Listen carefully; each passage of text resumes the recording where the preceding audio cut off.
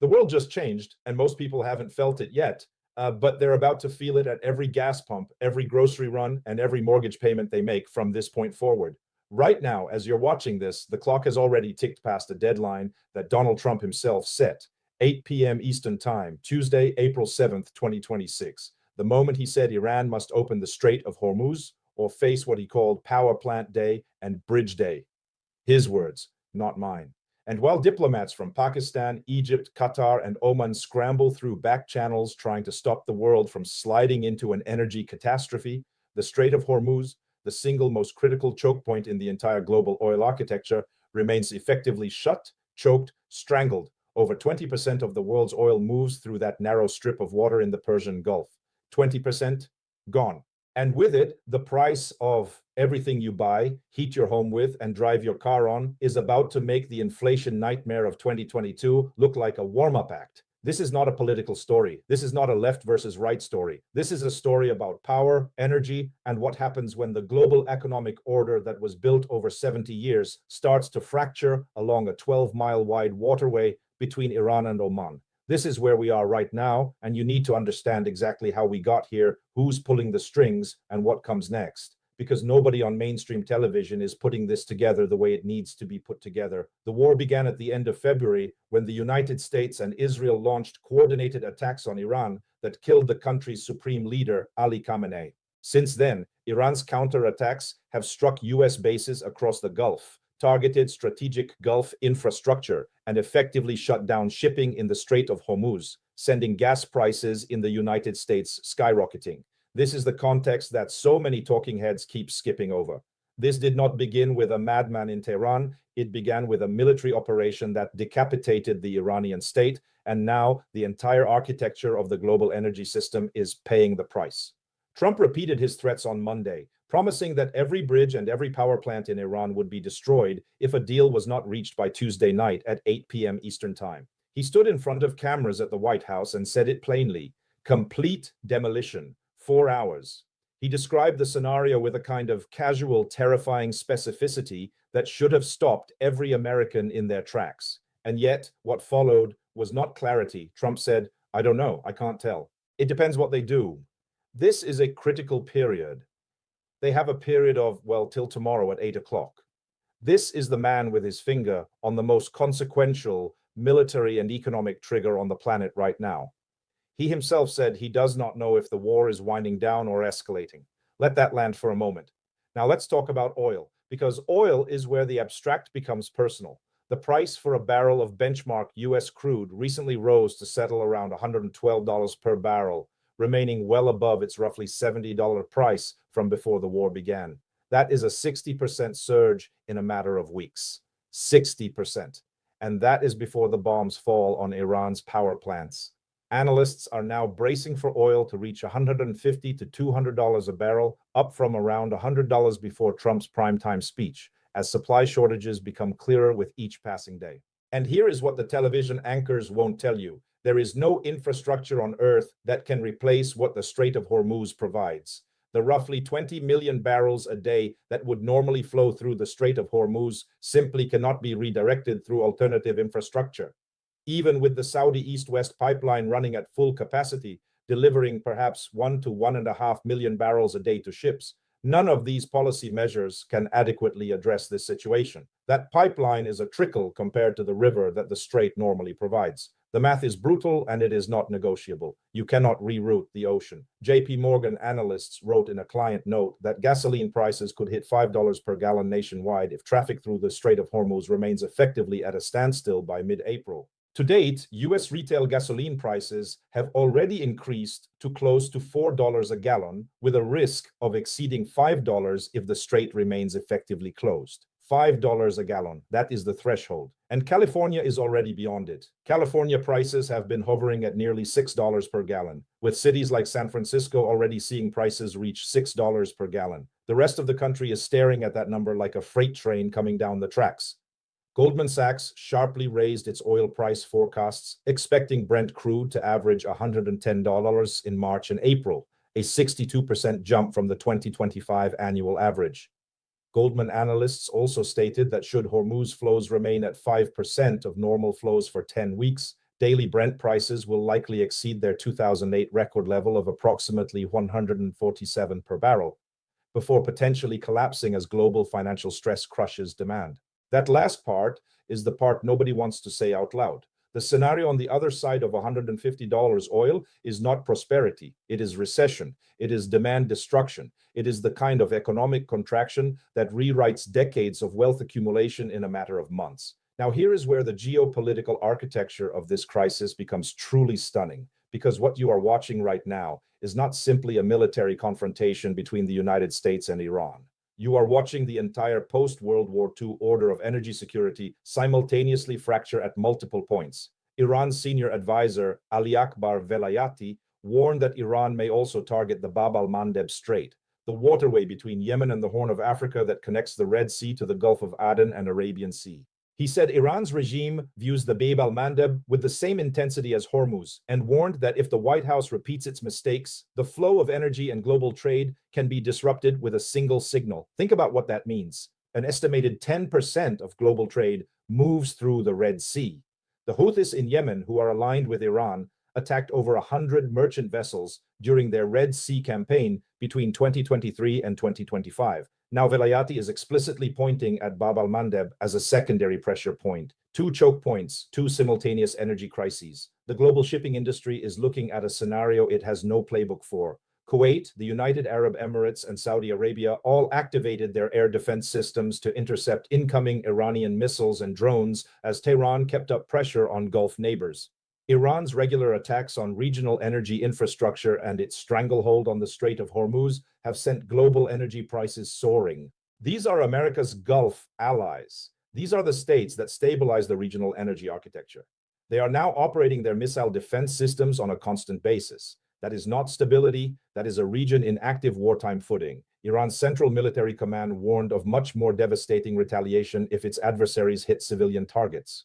Iran's military said that if attacks on civilian targets are repeated, the next stages of offensive and retaliatory operations will be much more devastating and widespread. And then consider what Trump is threatening on the other side. Trump vowed to bomb Iran to the Stone Ages if no deal that includes the reopening of the Strait of Hormuz is reached. He described the latest Iranian offer as a significant proposal, but added it is not good enough. Meanwhile, Iran's formal position, communicated through Pakistan, is that it wants a permanent end to the war, not a 45-day ceasefire. These two positions are not close to each other. There is a canyon between them, and the deadline clock is running. Iran conveyed a 10-point response to US proposals for ending the war through Pakistan, rejecting a temporary ceasefire and demanding a permanent end to hostilities. The response, described as the product of 2 weeks of review at the highest levels of the Iranian establishment, includes conditions such as a permanent end to hostilities across the region, a safe passage protocol for the Strait of Hormuz, reconstruction commitments, and the lifting of sanctions. Now look at what Iran is actually asking for. They want reconstruction commitments. They want sanctions lifted. They want a permanent peace. These are not the demands of a country that is about to surrender. These are the demands of a country that believes it has enough leverage through control of the strait to reshape the entire terms of the conflict.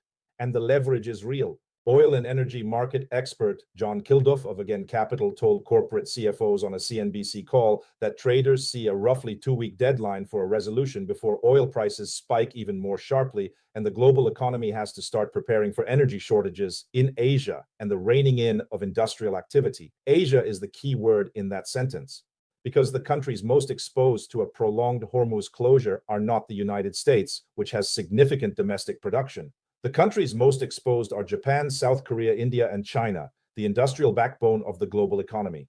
Their manufacturing, their shipping, their entire economic model runs on Gulf oil. As JP Morgan analysts noted, the US is last in line, and with longer voyage times and substantial domestic production, direct physical shortages are unlikely in the near term. Instead, the impact will be felt mainly through higher prices and dislocations in refined product markets. But for Asia, the situation is existential in a way that American analysts keep glossing over. And here is where the power structure conversation gets truly uncomfortable. British Foreign Secretary Yvette Cooper hosted a video call with representatives from 35 nations, including a number of Persian Gulf states, to discuss how to reopen the Strait of Hormuz.